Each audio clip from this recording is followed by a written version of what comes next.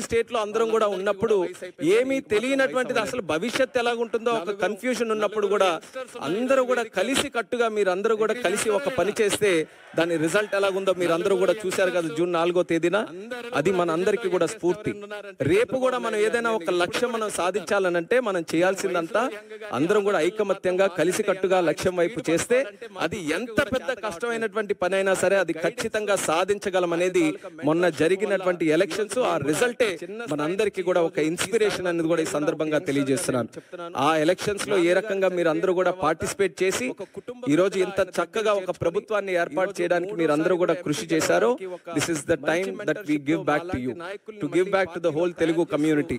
ఆ ఉద్దేశంతోనే ఈ రోజు దావోస్ వచ్చి సాధారణంగా ఏం చేయాలి, దావోస్ వచ్చిన తర్వాత ప్రపంచం నుంచి ఎవరెవరు వస్తున్నారో వాళ్ళందరికీ కూడా కలవాలి. కానీ చంద్రబాబు నాయుడు గారి ఉద్దేశం ఎక్కడికి వెళ్ళినా ముందు మన తెలుగు వాళ్ళతోనే శ్రీకారం చుట్టాలి, తెలుగు వాళ్ళతోనే కలవాలి. మనం ఈ రోజు ఆంధ్రప్రదేశ్ రాష్ట్రాన్ని బ్రహ్మాండంగా వరల్డ్ లోనే ఒక నంబర్ 1 గా తయారు చేయాలనంటే ప్రపంచంలో ఉన్న వ్యక్తులందరినీ కూడా తీసుకొని రావడమే కాదు, తెలుగు వాళ్ళలో కూడా ఆణిముత్యాలు ఎవరైతే ఉన్నారో వాళ్ళను కూడా మళ్ళీ ఇంక్లూడ్ చేసుకొని వాళ్ళను కూడా మళ్ళీ తీసుకొని రావాలని ఈ రోజు బ్రహ్మాండంగా ఈ కార్యక్రమం కూడా పెట్టడం జరిగింది. Very inspirational programme. ఇది ఖచ్చితంగా ఒక మంచి రిజల్ట్స్ భవిష్యత్తులో ఈల్డ్ చేస్తుంది అన్నటువంటి నమ్మకం ఉంది. మా నమ్మకం అంతా ఒక్కటే, the one and only man Chandrababu Naidu గారు. ఆ వ్యక్తి రాజకీయాలు ఇప్పుడు మొదలు పెట్టారో తెలుసా? 1978లో ఆ లిస్ట్ తీసుకోండి. దేశంలో ఎంతమంది ఎమ్మెల్యేలుగా మొదలయ్యారు, ఎంతమంది ఎంపీలుగా మొదలయ్యారు, ఆ లిస్ట్ తీసుకుంటే వేలాది మంది ఉంటే అందులో బహుశా 1-2 ఉంటారేమో. అందులో ఒకరు ఈ రోజు చంద్రబాబు నాయుడు గారు. అయితే వాళ్ళందరూ కూడా ప్రాతినిధ్యం వహిస్తున్నారు. వాళ్ళందరికీ కూడా వయసు అయిపోయింది కానీ ఈయనకి మాత్రం వయసు అవ్వలేదు.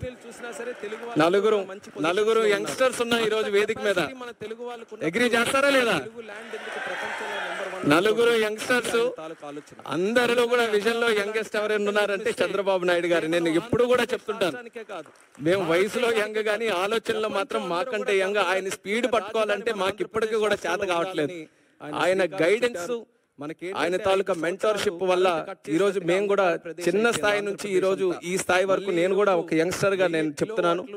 నాన్నగారు చనిపోయిన తర్వాత ఒక కుటుంబ పెద్దల ఆయన దగ్గర చేర్చుకొని ఈ రోజు 3వసారి కూడా ఎంపీ గెలవడానికి ఒక మంచి మెంటర్షిప్ తో మాలాంటి నాయకుల్ని మళ్ళీ పార్టీలో తయారు చేస్తూ ఈ రోజు రాష్ట్రానికి అందిస్తున్నారంటే అది ఆయన తాలూకా దూరదృష్టికి, ఆయనకి ఈ జాతి మీద ఉన్నటువంటి కమిట్మెంట్ కి అది ఒక చిత్తశుద్ధి అనేది కూడా ఈ సందర్భంగా తెలియజేస్తున్నాను. టుడే ఆయనతో పాటు స్విట్జర్లాండ్ లాంటి దేశంలో ఆయనతో పాటు ఒక వేదిక పంచుకొని ఆయన ద్వారా పెరిగినటువంటి ఒక నాయకుడిగా భారతదేశంలోనే అతి చిన్న వయసులో ఉన్నటువంటి ఒక